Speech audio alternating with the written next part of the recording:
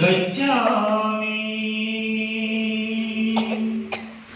धम्मं शरणं गच्छामि संघं शरणं गच्छामि गच्छामि बुद्ध महात्मुडु పుట్టిన ఈ భూమిలోన సమతరాజ్యము కోరి పోరు చేసి సమరము చేసింది కొందరేనా సమరము చేసింది కొందరేనా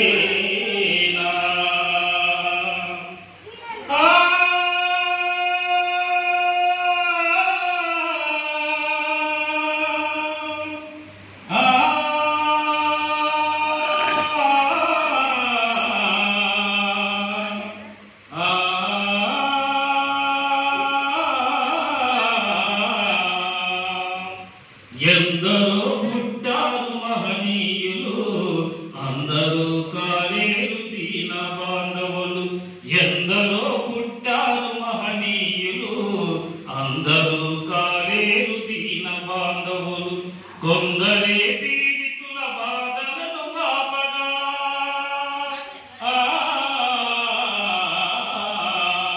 కొందరే పీడితుల బాధలను బాపగా ప్రాణాలు అర్పించినారు తమ తమ ప్రాణాలు అర్పించినారు అందులోనే వారే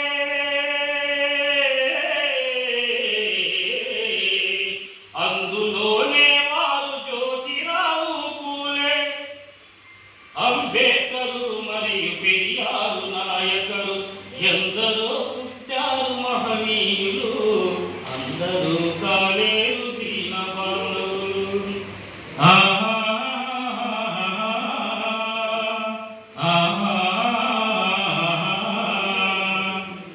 సమతాలు రాగాల శాంతి కరులతోడ సమతాలు రాగాల శాంతి కరులతోడ సర్వజన దుఃఖము నిర్మూలనము చేసి మానవత ధర్మంబు మైకిచ్చి బుద్ధుడు మానవత ధర్మంబు మైకిచ్చి బుద్ధుడు మహనీయుడైనాడు విశ్వజన ప్రేమికుడు ఎందరో పుట్టారు మహనీయులు అందరూ కాలేరు దీన బాంధవులు ఎందరో పుట్టారు మహనీయులు అందరూ కాలేరు దీన బాంధవులు నీ కాలి అందెల సౌవడికి నీ కాలి అందెల సౌవడికి తాబేలు ఇసుకల చిందులేస్తవి జాలి గల నీ చూపులకు తోడేలు సాధు జీవులైతవి దారిలో పల్లేరు ముల్లే దారిలో పల్లేరు ముల్లే లచువమ్మో నువ్వు కాలు మోపితే మలెలైతవి లచువమ్మ కంచిరేగె తీపి ఓలే లచువమ్మ నీ కంఠమెంత మధురమేవో లచువమ్మ కొడికూత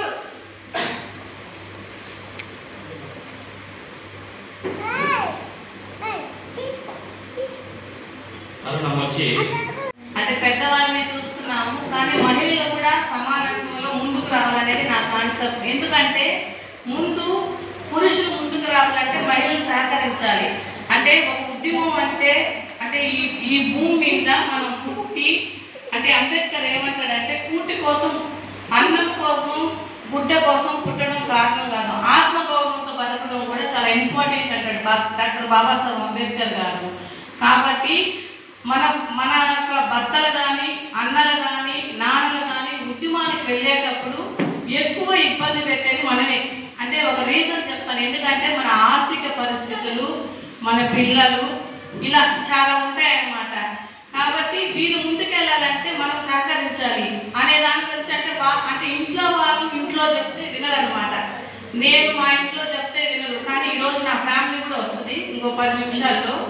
ఎందుకంటే ఎలా అయితే యేసుక్రీస్తులో రక్షించబడి సాక్ష్యం మనం చెప్తామో, అలాగే హిందూ దేవుని ఎలా అయితే మనం పూజించుకుంటామో చాలా గౌరవంగా, అలాగే అంబేద్కరిజాన్ని కూడా మార్పు రావాలి అనేది కూడా ఒక సాక్ష్యంగా. అదే బాబాసాహెబ్ అంబేద్కర్ గారు ఏం చెప్పారంటే, ఎలా అయితే క్రిస్టియన్ మతానికి హిందూ మతానికి ప్రచారకులు ఎలా అయితే ఉన్నారో బౌద్ధ మతానికి కూడా అలాగే ప్రచారకులు ఉండాలి. ఎందుకు బౌద్ధ మతం గురించి నేను ఈరోజు మీకు చెప్తున్నానంటే, మొట్టమొదటిగా స్త్రీకి బౌద్ధ మతంలో సమానత్వం వచ్చింది. తర్వాత మహాత్మా జ్యోతిరావు ఫులే అంటే మనుషుల రూపంలో వచ్చిన వాళ్ళు మన కోసం త్యాగాలు చేశారు కాబట్టి ఈరోజు ఈ సమాజంలో మనం గౌరవంగా జీవించగలుగుతున్నాం. అందుకని చెప్పి మనం ఏం చేస్తామంటే, ఉద్యమాన్ని ఖచ్చితంగా మనం ఆపకూడదు. అంటే మనకి ఎన్ని కష్టాలు వచ్చినా మనకున్న దాంట్లోనే మనం ఉద్యమాన్ని ముందుకు తీసుకొని వెళ్ళాలి. కాబట్టి నేను అంబేద్కరిజంలోకి వచ్చి 4 years అయింది. ఈ 4 years లో నేను చాలా లేటుగా తెలుసుకున్నాను. బట్ కనీసం నాకు ఒక 20 years ఉన్నప్పుడు తెలుసుకున్నా కూడా నా ప్రయత్నం నేను చేసేదాన్ని. ఎందుకంటే అంబేద్కర్ గారు నిజంగా కుటుంబాన్ని బిడ్డల్ని త్యాగం చేసి ఎవరి కోసం ఆయన ఏ రోజు బాధపడలేదు.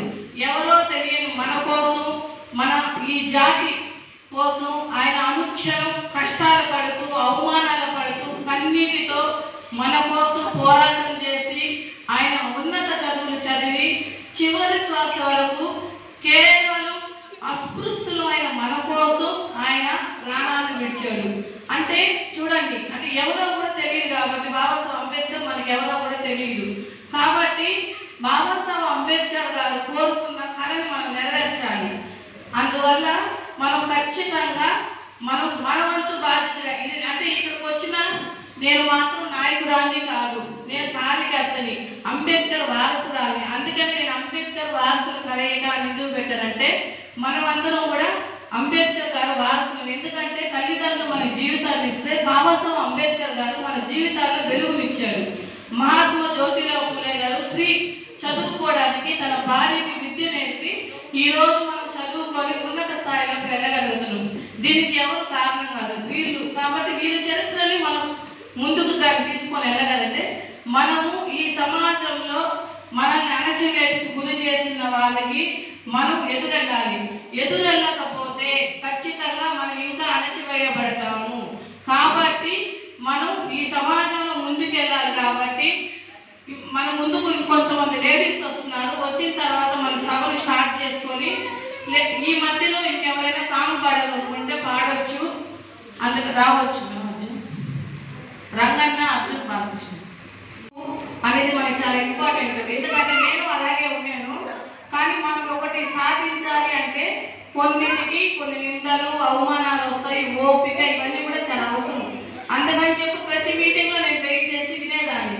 అలా ఎంపీఎస్ సార్తో వెళ్తూ కొంతమంది నాకు పరిచయం అయ్యారు. అలా అడిగేదాన్ని, అంటే ప్రసంగిస్తూ మాట్లాడేటప్పుడు వాళ్ళు చెప్పే స్పీచ్లు అన్ని నీట్ గా వింటూ వచ్చేదాన్ని. అలా తర్వాత అధ్యయనం చేసి స్టడీ చేశాను. అలాగే మన పంగులూరు ప్రసాద్ అన్న ద్వారా నేను ఎలా చదవాలనేది నేర్చుకున్నాను.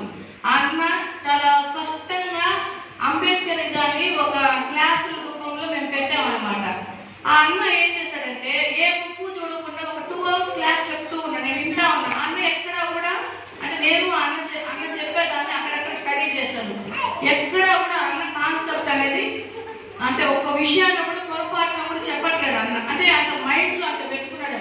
అంటే ఈ సిద్ధాంతం ఎంత స్ట్రాంగ్ అయిందంటే, అంటే ఎవరో ఒకరు పేదరికాన్ని కూడా అనుభవిస్తూ అంబేద్కరిజంలో ఉండడం అనేది చాలా గొప్ప.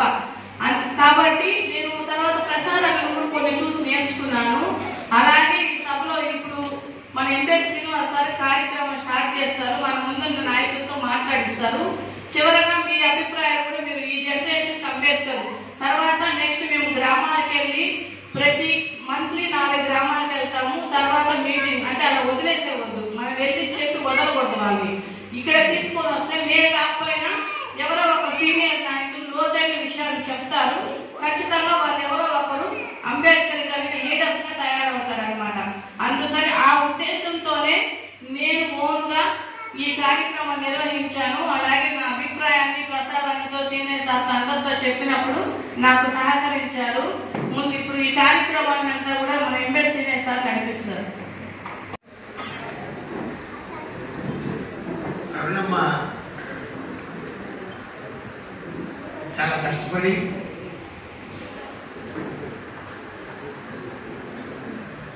కష్టపడి దీంట్లో చాలా సమస్యలు, డబ్బుల సమస్య, శ్రమ సమస్య, టైం సమస్య, చాలా ప్రతిబంధకాలు.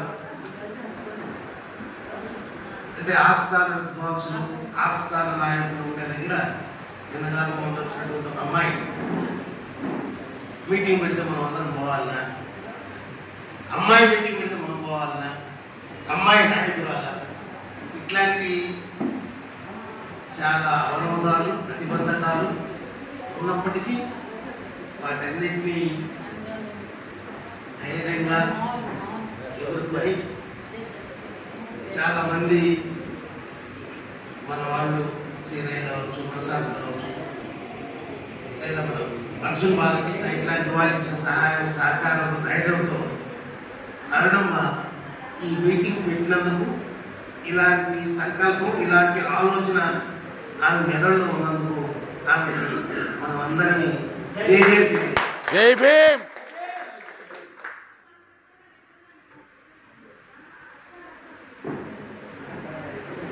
ఇప్పుడు ఈ అంబేద్కర్ వాదుల లేదా వారసుల కలయిక ఏంటంటే ఏ ముఖాలు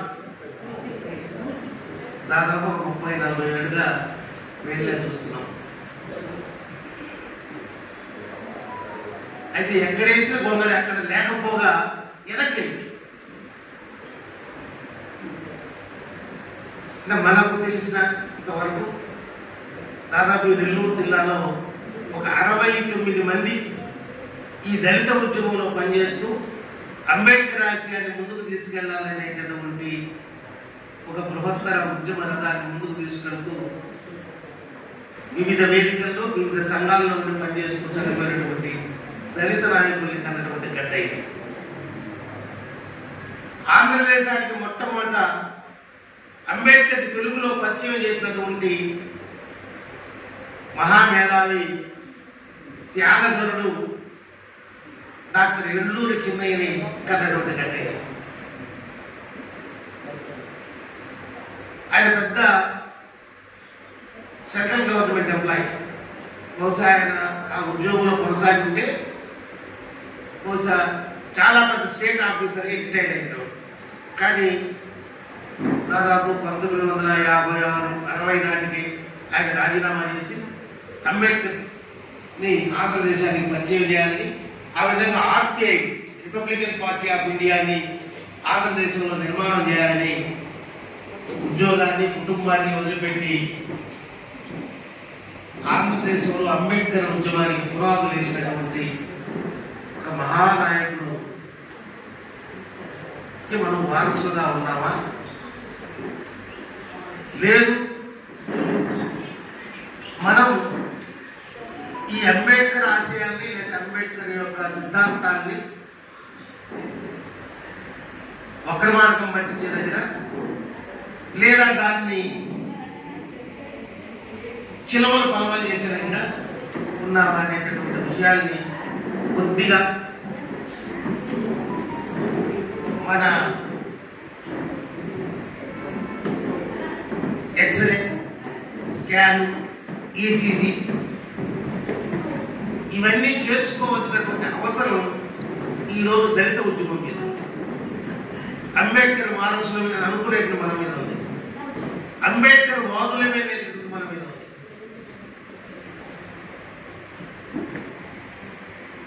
దాదాపు 1972 నుంచి 90 దశకం వరకు దళిత ఉద్యమం ఈ దేశాన్ని చొక్కా పట్టుకుని నిలేసి,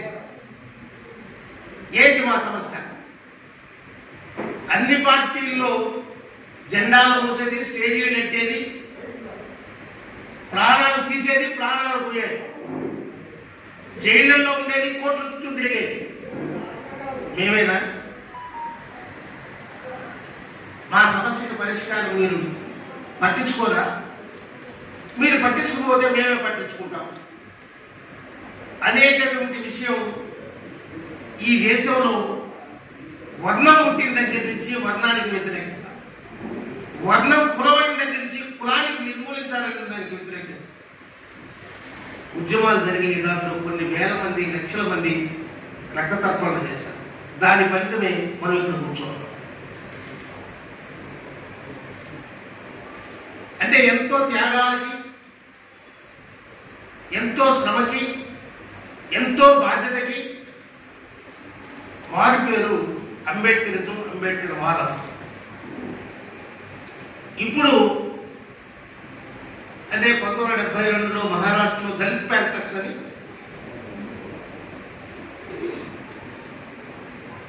అంటే దేశంలో ఒక పెద్ద ఎత్తున కమ్యూనిస్టుల నుంచి విడిపోయినటువంటి నక్సలైట్లు వాళ్ళు మాత్రమే ఈ దేశానికి ప్రత్యామ్నాయం, వాళ్ళు మాత్రమే దళితుల విముక్తి ప్రధానం అనేటటువంటి అనుకునేటటువంటి సందర్భంలో మహారాష్ట్రలో ఉండేటటువంటి మేధావులు, దళిత ఉద్యమకారులు, అంబేద్కర్ వాదులు దళిత్ ఫ్యాక్టర్స్ అనేటటువంటి సంఘాన్ని నిర్మాణం చేసి, ఉద్యమాన్ని నిర్మాణం చేసి ఈ దేశంలో మేము మా విముక్తి కోసం మేము ఏమైనా చేస్తామని చెప్పి ఒక ప్రకటన చేశాం. అది భారతదేశ రాజకీయాల్లో ఒక భూకంపాన్ని సృష్టించింది.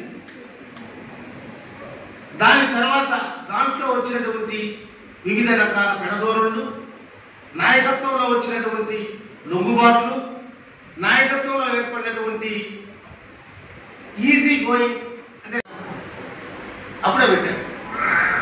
ఇప్పుడు ఎన్నేళ్ళు అయింది? కదా 15 సంవత్సరాలు.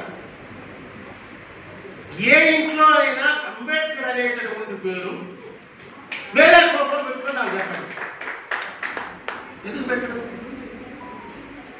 వాళ్ళంతా గొప్ప విప్లవకాలు, వాళ్ళు చాలా అభ్యుదయ కాముకులు, వాళ్ళు దేశం స్వాతంత్రం కోసం పోరాడిన వాళ్ళు, లేకపోతే దానికోసం ఈ హక్కు కోసం పోరాడిన వాళ్ళు. వీళ్ళకి అంబేద్కర్ వాడు కొడుకో కూతురుకో పేర్లు పెట్టుకోవాలి ఎందుకు అనుకోరు? అనుకో. ఎందుకంటే అంబేద్కర్ అంటరాని వాళ్ళ ప్రతినిధిగా చూస్తున్నారు. సరే పోనీ మనం పెట్టుకుంటావా? లేదా మాకు విక్టర్, శామ్యుల్, ఎస్టర్, లేదా రామయ్య, కృష్ణయ్య, గోపాలయ్య. కాబట్టి ఎవరు కాపాడాలి మనల్ని? ఎందుకు కాపాడాలా? మనల్ని మనమే కాపాడుకోవాలా? మనల్ని మనమే విముక్తి చేసుకోవాలా? అందుకని బండ సూత్రాలు అంబేద్కర్ కనుక అర్థమైతే అంటరాని కులాల నాయకత్వాన ఈ దేశంలో కులాన్ని పోగొట్టడం సాధ్యమందితే వేరే సాధ్యం కాదు. 2, మన సమస్యను మనమే పరిష్కరించుకోవాలంటే ఎవడో వచ్చి పరిష్కరించడం. 3, మన మీద జరుగుతున్నటువంటి హింస ఏదైతే ఉందో ఈ హింసని ప్రతి హింస ద్వారా ఎదుర్కోవాలా? ఇక్కడ సమస్య. మిగిలినన్ని ఒప్పుకున్నా ప్రతి హింస దగ్గర, ప్రతి ఘటన దగ్గర జైలుకి పోవాల్సి వస్తుందేమో, కేసు పెడతారేమో, ఉద్యోగం రాదేమో, ఉద్యోగం పోతుందేమో. ఎక్కడున్నామే మనం?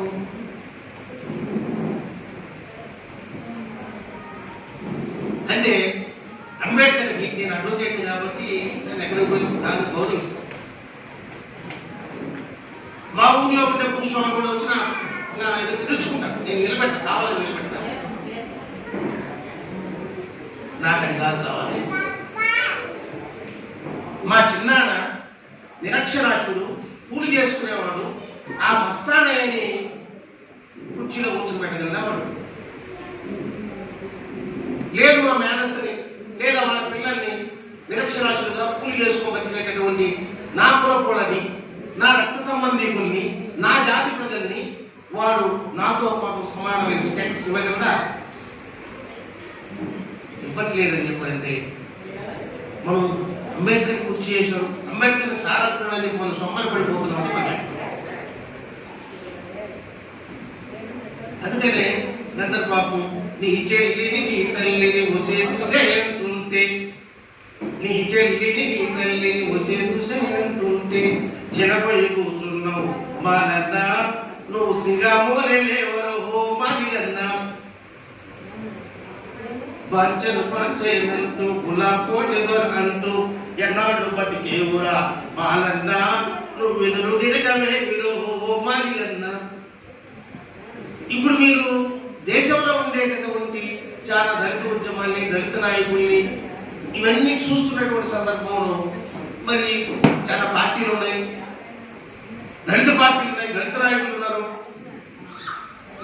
మరి ఎందుకు మన పరిస్థితి ఈ విధంగా అప్పటికీ ఉంది అని అంటే దళిత నాయకులు ఉన్నారు, దళిత సంఘాలు ఉన్నాయి, దళిత రాజకీయ పార్టీలు కూడా ఉన్నాయి. అయితే ఇక్కడ మనం విభజన లేక తీసుకోవాల్సింది, దీంట్లో మనం తీర్చుకోవాల్సింది ఏంటంటే ఎవరైతే కొట్లాడతాడో వాడు మాత్రమే మన హక్కులు నిలబెడతాడు. అడుక్కొని అంటే యాచన ద్వారా మీ హక్కులు రావు, నిరంతర పోరాటాల ద్వారా వస్తాయని అంబేద్కర్ ఏదైతే చెప్పాడో ఆ పోరాటం ఎక్కడంటే అక్కడ ఉండాలి. ఇప్పుడు నా అధ్యయనంలో, నా అబ్జర్వేషన్లో ఈ రోజు దేశంలో ఉండే పరిస్థితి ఏంటంటే మొత్తం దేశంలో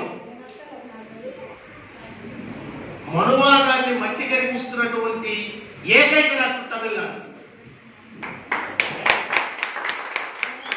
ఆమె ఏం చెప్తే కాదంటున్నారు. ఎందుకు కాదంటున్నారంటే దాని బేసిస్ ఏంటంటే యాంటీ బ్రాహ్మణికల్ బేసిస్, బ్రాహ్మణ వ్యతిరేక ద్రవిడ ఉద్యమం నుంచి వచ్చినటువంటి పార్టీ అని పార్టీ. దానికి వెన్నుదన్నుగా ఈసీకే అనేటువంటి పార్టీ ఉంది, విడుదల ఇచ్చిన తనకచ్చి తిరుమావళవన్ నాయకత్వం అనేటువంటి పార్టీ. వాళ్ళు 2 ఎంపీలు, 4 ఎమ్మెల్యే గెలిచారు. వాళ్ళ నినాదం ఏంటని చెప్పండి, టిట్ ఫర్ టాట్.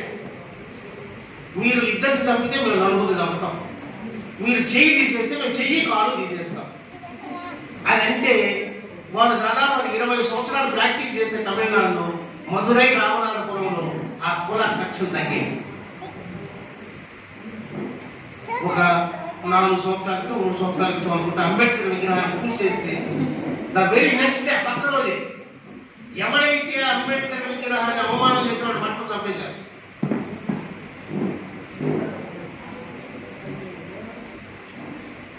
ఆ రకమైన చైతన్యం ఎక్కడైతే ఉంది. ఇప్పుడు ఆర్ఎస్ఎస్, బీజేపీ వాళ్ళు, మోడీ, అమిత్ షాలు అత్యంత భయపడేటటువంటి విషయం ఏంటంటే ఇక్కడ వీసీకే, డిఎంకే, ఉత్తరాదిలో భీమార్ చంద్రశేఖర్ ఆజాద్ గురు రవిదాస్ మందిరాన్ని పూజ చేస్తే ఢిల్లీలో వాళ్ళు 36 గంటల్లో కొన్ని వేల మందిని సమీకరించి ఢిల్లీని దిగ్బంధనం చేసి ఎక్కడైతే పూజ చేశారో అక్కడే కట్టిస్తామని చెప్పి జీవో పాస్ చేసిన ఒక ప్రజలు.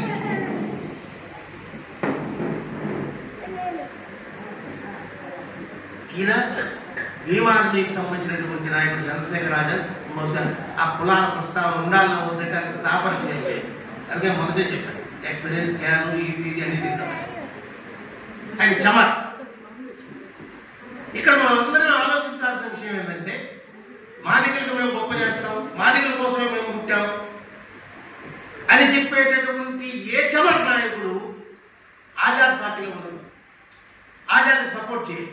ఎందుకంటే అతను